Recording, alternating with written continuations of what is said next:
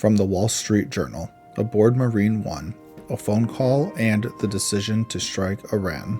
On Marine One, President Trump gets a call from Defense Secretary Pete Hegseth deciding whether to strike Iran's nuclear sites or abort. Hours later, B-2 bombers hit Iran's nuclear facilities, aiming to halt Tehran's nuclear ambitions after failed diplomacy. The strikes risk escalating Middle East tensions, dividing Trump's MAGA coalition, with hawks like Lindsey Graham cheering and critics like Marjorie Taylor Greene warning of war. Trump calls it a great victory, but Democrats slam the move as unlawful, questioning the strike's timing and evidence. From Fox News, Democratic Senator Fetterman shuts down AOC's call for Trump's impeachment after Iran strikes. Pennsylvania's Senator John Fetterman slams Rep. AOC's call to impeach President Trump over airstrikes on Iran's nuclear sites. AOC calls the strikes a constitutional violation, demanding impeachment after Trump's Operation Midnight Hammer hit Fordo, Natanz, and Isfahan. Fetterman says impeachment talk is pointless, noting Trump's already survived 2 impeachments and it won't help the debate.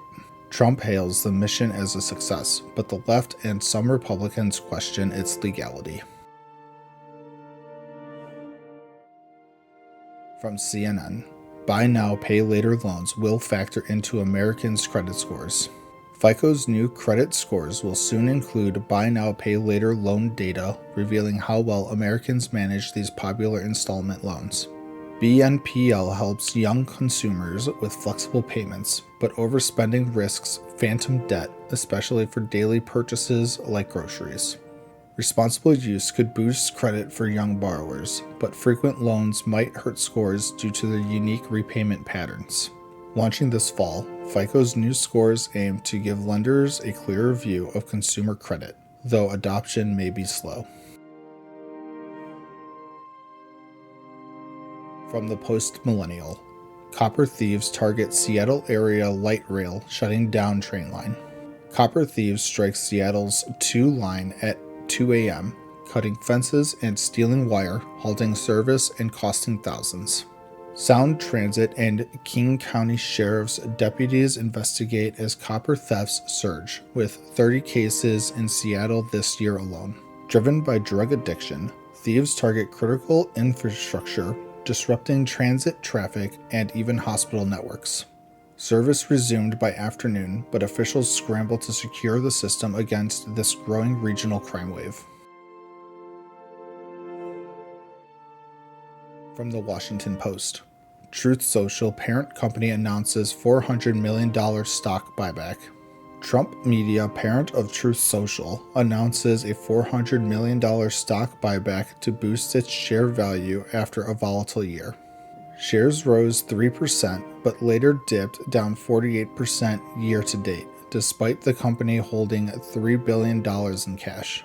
Trump actively posts on the platform, outpacing his first-term tweets, though it lags behind X and Threads in users. CEO Devin Nunes says the buyback supports shareholders, but the company still faces losses over $400 million in 2024. From USA Today, what is Iran's next move? Israel steps up attacks after U.S. bombing. Israel intensifies airstrikes on Tehran, targeting Evin prison and Revolutionary Guard sites after U.S. bombs hit Iran's nuclear facilities. Iran launches missiles hitting an Israeli electrical facility as fears grow of a wider Mid-East conflict. Global leaders urge restraint, while the UN nuclear watchdog expects significant damage at Iran's Fordo site. Trump hints at regime change, but his team insists the goal is to stop Iran's nuclear program, not start a war. And as always, thank you for the like, comment, and subscription.